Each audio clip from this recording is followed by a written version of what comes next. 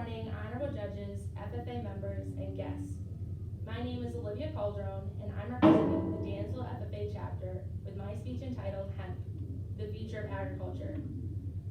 Madam Timekeeper, I'm ready to begin. What do you think of when you hear the word hemp? Do you think of hemp improving the health of cancer patients, reducing deforestation, or cleaning up brownfields? Due to harsh stigmas against its close relative, marijuana, hemp is often dismissed by the general public. Hemp can be a beneficial, productive, and profitable agricultural commodity. Due to recent changes in legislation and the decriminalization of hemp, producers and consumers now have access to growing, selling, and acquiring products derived from hemp. A huge part of the hemp industry is the production of cannabis oil, or better known as CBD. These products have a wide range of health benefits. Some of these benefits can help with improving patients that struggle with chronic pain, anxiety disorders, cancer, and epilepsy. Over the past decade, the medical community has done multiple studies proving the effectiveness of CBD in patients. A 2012 study done by the British Journal of Pharmacology showed that CBD can help suppress the growth of cancer cells and promote their destruction. An article posted by the International Journal of Pharmaceutics details another positive breakthrough for cancer patients. It states that the use of CBD can help with the immune system's response to chemotherapy treatment. Another study done by the Neurotherapeutics Journal in 2015 states that the use of CBD can help with symptoms and withdrawal symptoms in people that struggle with opioid addictions. Now that we've talked about the benefits of CBD, we need to discuss the differences between using CBD and hemp's cousin, marijuana. The compound in marijuana that gives users that euphoric feeling is tetrahydrocannabinol, or THC. CBD and THC are two major phytocannabinoids. Both these products affect the cannabinoid receptors in the human body. THC attaches to these receptors, whereas CBD stimulates these receptors. This causes CBD to have a low affinity for the body's CB1 cannabinoid receptors. Therefore, CBD lacks euphoric effects. THC in hemp and CBD products is heavily regulated and restricted by the 2018 Farm Bill. The Farm Bill mandates that the levels of THC in hemp-derived products must be lower than 0.3% to be legally sold. This has led to many innovations and processes that can get the consumers the benefits of CBD without the high levels of THC. Similar to other agricultural products that have many varieties that can ensure farmers can meet their target markets, hemp also has many varieties. In hemp plants used for CBD, the plant's main genetic focus is to form the highest quality leaves and buds possible. Once the plant reaches maturity, which takes about 4 months, the first step is to send the buds from each of the varieties to a state-certified third-party testing facility to verify that the THC levels are lower than 0.3%. When using hemp for CBD products, the leaves and buds need to be separated from the stalks and dried.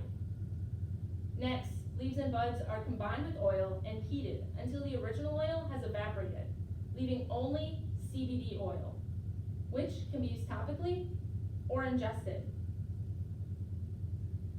There are other health benefits to the hemp plant other than CBD oils. As Americans are looking for more natural, healthy options for getting great nutrients into our bodies, hemp seeds are another great product from the hemp plant. They have a hard outer shell and a soft inside. They are packed with essential amino acids, proteins, and omega-3 fatty acids, which are nutrients that are constantly needed by our bodies. The hemp heart, or hemp seeds, are even higher in omega-3 fatty acids than soybeans. They have a flavor profile somewhere between a sunflower seed and a pine nut. Although harvesting equipment is not advanced enough yet to harvest hemp used for fibers or CBD oils efficiently, farmers can use a combine when harvesting hemp for seed. This makes the production of hemp for seed easier than hemp used for fibers or CBD oils. Another resource we can use from the hemp plant is the fibers from their stalks. These fibers can be a more eco-friendly option for household items like paper, plastic, and clothing. They look almost like the fluffy yellow insulation you'd find inside your walls, and they can even be stored in brown bales as long as they're kept dry. Unfortunately, there's no market for it in the US as of right now due to current laws and regulations. Hopefully in the future, these products will be lining the shelves in grocery stores all around the world. Hemp also has qualities that can benefit communities across the country. Hemp absorbs almost all the nutrients in the soil, which sounds like every farmer's nightmare. When I say everything, I mean everything. Hemp can be planted on top of brown fields and absorb all the waste from the soil. As they grow, they absorb this waste, which includes unwanted minerals and chemicals. This process is called phytoremediation. There have been trials revolving around hemp's ability to remove toxins from the soil for many years, but some of the most important have been the trials revolving around hemp's ability to remove heavy metals from the soil in Chernobyl, Germany, and in the United States. This could be the answer for many rural and urban settings across the country. After the decriminalization of hemp in 2018, the number of registered hemp growers increased by over 27%. There are now over 21,000 registered hemp growers in the United States. Over the past few years, there's been an immense amount of growth in the hemp industry, whether it be improving the production of hemp plants, researching health benefits, or researching how hemp can help save our planet. If we as a community can help remove these stigmas against hemp, we will ensure that we could not lose what could be one of the most important agricultural commodities of our time. Madam Timekeeper, that concludes my presentation. I'll now entertain any questions the judges may have. Olivia, you talked about, I think you made a comment about it being a profitable product.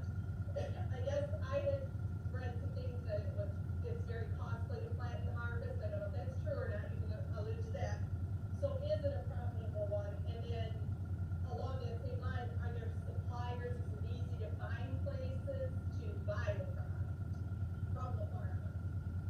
So as of right now, it is not very profitable, just like any agricultural commodity just to start up. And also right now, just because of the different legalizations in different states, it's hard to cross state lines. So a lot of companies can't contract out, and that's like the biggest profit maker you can have in hemp. So as of right now, there's not a huge profit, but I foresee in the future that there's gonna be a huge profit just because a lot of the people that I talk to on a daily basis, or a lot of people that I've given this speech to, have been really interested in hemp products, and the different things other than CBD oils, like different paper products, using it for silage, using the seeds for food, different things like that. And then to add to your second question, there aren't a lot of different options in the United States as of right now. Just to add on to what I said before about the legalization, it's hard to cross state lines, just because I know in 2018, Idaho, it was illegal to grow hemp. So to cross that state line to have that mass production would be very difficult. But as of right now, most of the products that you're gonna see from hemp are gonna be using either hemp seeds or the hemp oil, so CBD oil. Thank you.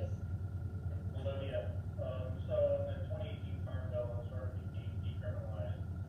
Can you give me why you think that it was a criminal offense to grow hemp, or was it not legal prior to that? So the biggest reason is, so hemp does contain THC, and it can come back hot, which means that means the levels of THC are higher than the legal limit. And it's really hard to gauge when farmers are growing hemp. There wasn't a process or necessarily the technologies to test the hemp buds to make sure that those levels were low enough to where you wouldn't feel those euphoric effects. So once we had the technologies to be able to test that and an efficient process to test those, it was a lot easier for farmers to be able to just send buds in, get them tested, and then receive back and say, oh, I can harvest my crop now and use this for profit. So I think that that was the biggest reason, is there wasn't as much testing going on, and it was harder to gauge whether those levels were gonna be low enough for the public to consume. Quick follow-up question. Can CBD trigger a positive drug test for marijuana? So actually, CBD? it can't. So let's say that you buy CBD products from the store, as long as it's been legally sold, it's gonna have 0.3% or lower THC levels in it, so it's actually gonna come back negative on a drug test. Thank you. Doc, you actually got one of my questions. Olivia, how much hemp is grown in Michigan, right now? So as of right now, in 2020, there were over 533 different hemp farmers, and registered hemp growers, but that ranged from having like 60 to 100 acre farms, and also last year was really hard for hemp growers, so the amount of acreage that they had legally to grow hemp was not the amount that they were necessarily using. I saw from a lot of different farms that they weren't using it.